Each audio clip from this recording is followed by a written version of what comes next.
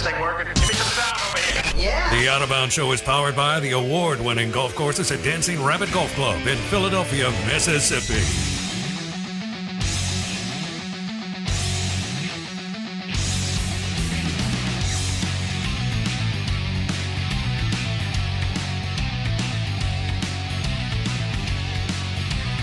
NFL schedule released tonight. Who will your New Orleans Saints be playing and when? Crazy good time in the NFL, but and Dak and the Cowboys. How will that look? Man, schedule is a big piece of the puzzle, not just for SEC football, but for the NFL. We welcome in NFL insider, Pro Football Focus, PFF.com. Steve Palazzolo joins us on the Farm Bureau Insurance guest line. Steve, you get excited about this? You fired up about tonight? Not really. No. Okay. I'm sorry, is that the whole show? Is that all we're talking about? Well, no. I've got some other things that I want to hit. I watch every game. I have to cover every game, and whether it happens in week 1 or week 18, doesn't really matter to me. I don't travel for games. I don't go anywhere. I don't have to schedule a road trip or anything like that. I'm stuck in my house watching every game, so I don't care. But I get it. No, it's kind of exciting. It's kind of exciting to see what the matchups are. What is your take on the international games and where this is going with so many over in Europe and Mexico City? And like you said, you're up regardless. You're going to watch them regardless of what time. But what do you think about it? Where do you think this is going? Well, I know the NFL's starting to. I had this joke a couple of years ago that that the NFL's going to have like island game weekend, where that lull in between the end of the college football regular season and the playoffs, they're going to just say we're going to have a game every 3 hours, Friday through Monday. And I feel like we're getting closer to that with Black Friday game and the 3 Thanksgiving games. There's 3 Christmas Day games on a Monday, all that stuff. As far as the international games, though, I mean, they're just trying to grow the brand worldwide. And, I know guys like Mike Florio in the league think that expansion is coming. And it's not just, hey, the Jaguars are going to move to London. It's like there's going to be 2 more teams and then 2 more teams. And Florio's painted this picture of having 40 NFL teams, which I think is kind of ridiculous. But I think it's just trying to grow the brand and figure out, hey, could we have a team traveling back and forth to England and, expand our brand to Germany and all these other places, because the NFL just wants to be worldwide. So I think it's potential expansion in the next 10 plus years and just trying to grow the NFL's brand and also put a game on TV every hour of the day. So you're able to do that with 9:30 a.m. Eastern games when you're in, England and Germany and all that stuff. Incredible. Steve Palazzolo, Pro Football Focus on the Farm Bureau Insurance guest line. Blake and I got into this yesterday. Trevor Lawrence, trending the right way. May get better and better the next couple of years now that it looks like they somewhat gotten their act together. Would he look at this and go, I'm not signing a long-term deal because Jacksonville could be in London and I don't want to be there, and free agents may not want to go. Not that they're flocking to Jacksonville, Florida, but where I'm going here, and we don't know how that would look if it happened sooner than later. You mentioned 10 years, but let's say it happened 4 years from now, and he's in, I don't know, with 2 years left on a contract, and if they had to come over here and play 4 in a row and then stay over there and play 4 in a row so that it wouldn't be, too much back and forth, could you see where an expansion team had difficulty? I'm not worried about the safeties and the running backs and stuff like that, but they would have difficulty signing a franchise QB being in Europe, Steve? Yeah, it's a really good point. Absolutely. That could be the case. I mean, I think most of what the NFL thought about is the competitive disadvantages, but let's be serious. The way the NFL has made decisions over the last couple of years, it's not for competitive purposes. Like when they reshuffle those games in week 18, it's for the best drama possible. It's for the best product. It's for the best ratings. So the NFL will consider this a little bit, but yeah, that absolutely could be a disadvantage for teams in Europe. I don't think Jacksonville ends up moving. NFL, I mean, I think they've all been pretty adamant that that's not really the case, even though they've been the team that's played overseas the most. But now they're talking about redoing the stadium and being out of the stadium for 2 years potentially. And I don't know. We might be leaning towards that. Yeah, so I think that's absolutely a possibility. And that would be bad for the league, I think, if someone like Trevor Lawrence decides, hey, I don't want to play in London for 2 years while they're building this new stadium, or I don't want to play in London at all, or wherever it might be. And, teams are just at this complete disadvantage because of franchise quarterbacks for the rest of forever. So, yeah, I think it's definitely a possibility. I'm surprised. I think the NFL probably wanted to have teams over there by now. I mean, we're sitting here in 2023. They've been doing games overseas since like 2007 or so. So this has been it's been a build-up. They keep adding to it. So, yeah, the tipping point might be coming pretty soon where they try to actually move some stuff over there. Okay. Steve Palazzolo on the Out of Bounds show. Let's go to Derek Carr and the Saints. Now, Who Dat Nation's all excited. Kyle Brandt, Good Morning Football, put him in the third tier of NFC QBs. And do you agree with that he's third tier, or would you have him in the second tier of NFC QBs, Steve? I mean, in the NFC, probably second tier. I think Carr is dead smack in the middle of the third tier of NFL quarterbacks. And again, everybody's tiers are different. For me, I think there's probably 4 elite quarterbacks. There's this top 8 to 10 tier. The top 2 tiers of quarterbacks for me are all like top 10 caliber guys, and then QBs 11 through 22 or whatever that is feel like they're in the same bucket for me. And Carr's one of those guys where I think there's been years where he's been a top 10 quarterback. There's been years where he's been 20th. And, just from using PFF WAR, our wins above replacement metric, he was top 10 a couple of years. He was top 12 in 2021. And then last year he was 23rd when he, missed a little bit of time, and that hurt him as well. So I think there's that's the range. But when you have that quarterback, if you put the right pieces around him, you can win. And I think the thing with Carr is he's been a little bit better when he's more aggressive, because he has a very good arm and he can drive the ball down the field. And I think when there were points in his career where he got a little bit too conservative, maybe the early Gruden years and everything. And when they finally got, I know Henry Ruggs he's gone, but when they got Henry Ruggs and his deep speed, and they kind of made Carr throw the ball down the field a little bit more, I think that opened up the offense. It opened up, his production. So that was in 2020. And, I think there's something to that with the playmakers that the Saints have. If they can get Carr staying aggressive and everything, that's how you maximize his potential. And it's like, he's probably not going to play like a top 5 quarterback in the NFL. That's okay. But you want him to play in that top 10 to 12 range. And if he does that, then you can win with that. And it just has to be an aggressive brand of football, I think, from Derek Carr to really maximize his ability. Okay, when talking Saints and Derek Carr, with Chris Olave at wide receiver, and if Michael Thomas gets his mind right, and they're a well-run organization. I mean, he's been, the Raiders have, they've been all over the place. And I know Dennis Allen's not Sean Payton, but still, it's a pretty well-run organization with Miss Benson and Mickey Loomis. It sounds like if he's between 10 and 20, and Olave and Michael Thomas are what they think they're what we think they can be, that he could play in that 10 to 12 to 15 range pretty consistently. Yes or no?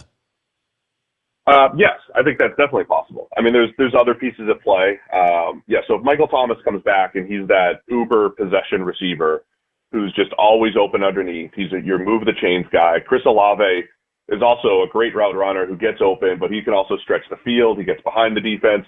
I mean, even what they got from Rashid Shaheed last year was awesome. They've been going through finding these third and fourth receivers who are just top-notch deep threats that safeties have to account for. Shaheed is a big weapon there too, and Jawan Johnson and Foster Moreau, who they just brought in, they've got weapons there.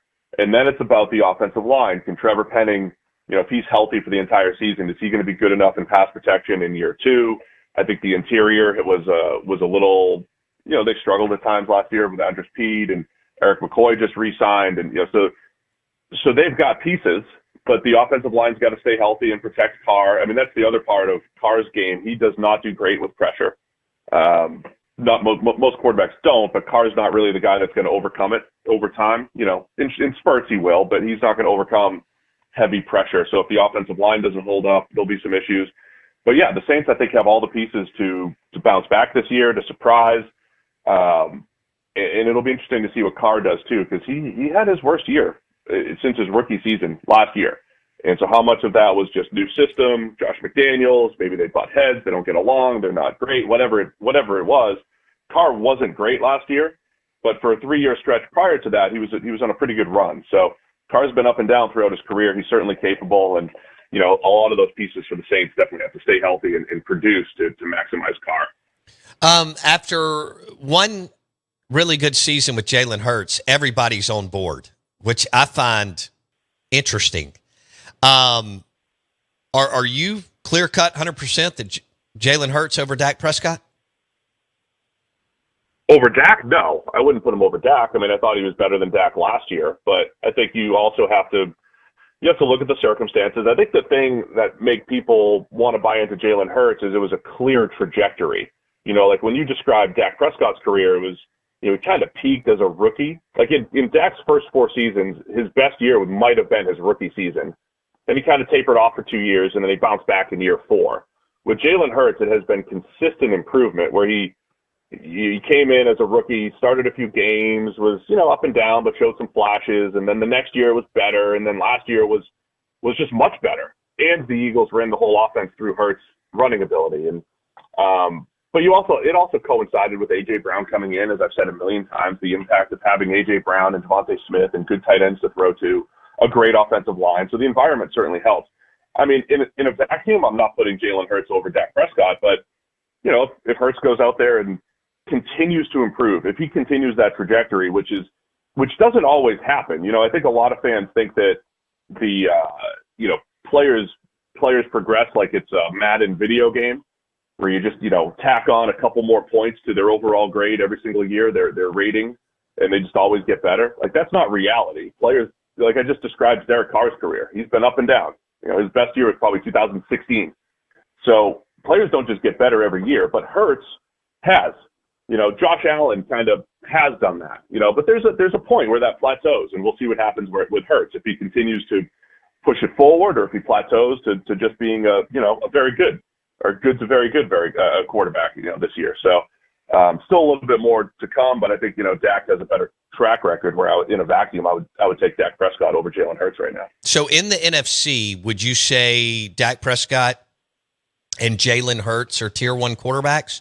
And would you still have a healthy Matthew Stafford there with the Rams? How would Steve Palazzolo look at that? I mean, yeah, in the NFC, I think you have to put Stafford in that bucket with Hurts and Dak Prescott. You have to. Kirk Cousins is probably in that bucket too.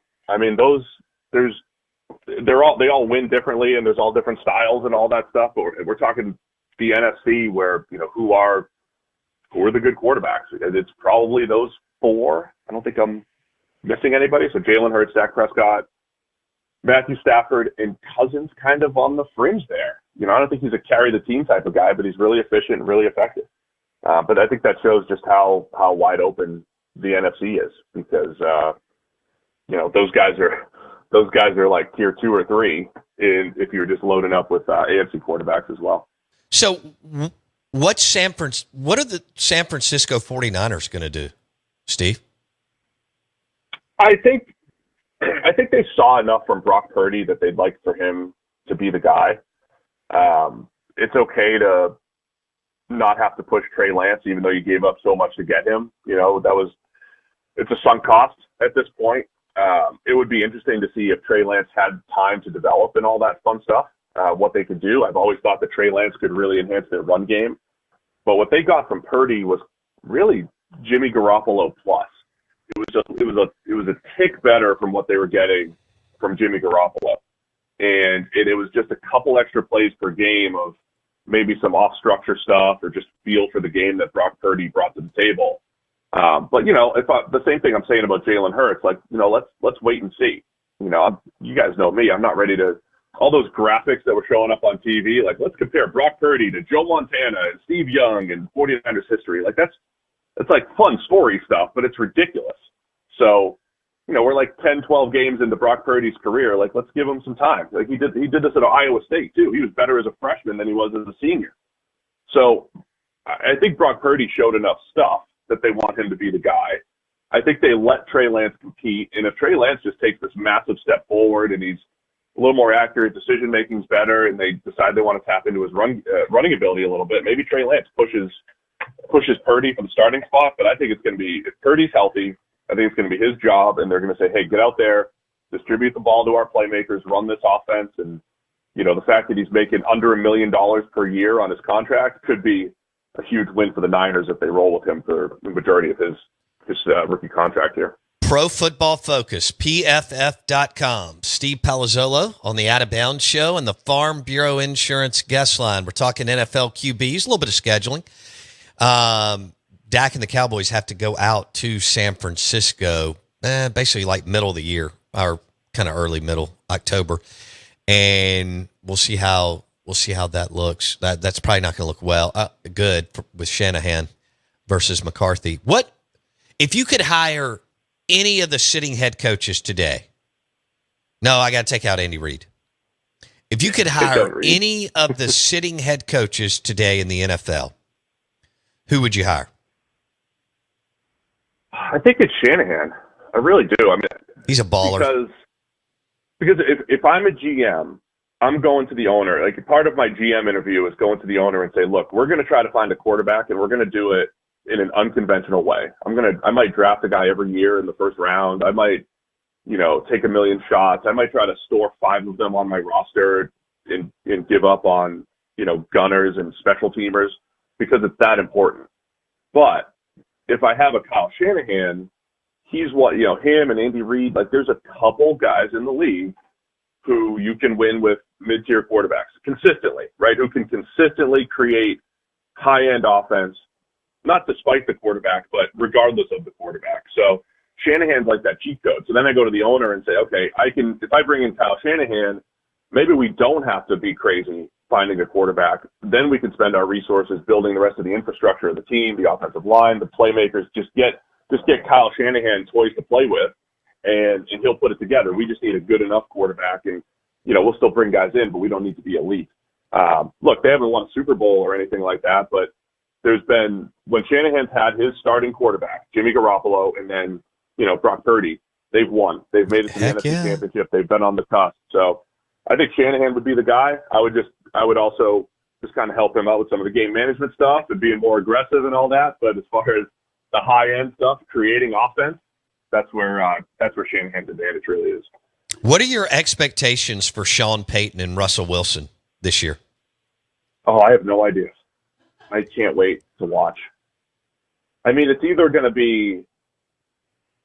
Payton helps him get back on track, or we're sitting here a year from now trying to figure out how much money do the Broncos have to burn to get to the next guy. I mean, there's really not much in between, I don't think.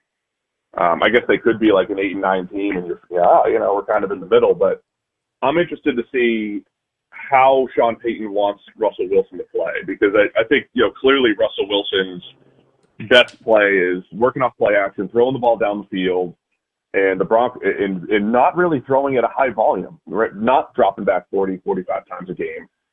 So I think Payton will really try to run the ball a lot, really try to play to Russ's strengths, and I think he'll get him back on track. I don't think Russell Wilson is a lost cause, but if he is, it'll be because, like, there were times where Russell Wilson didn't look physically good last year. The throws weren't great. The athleticism wasn't great.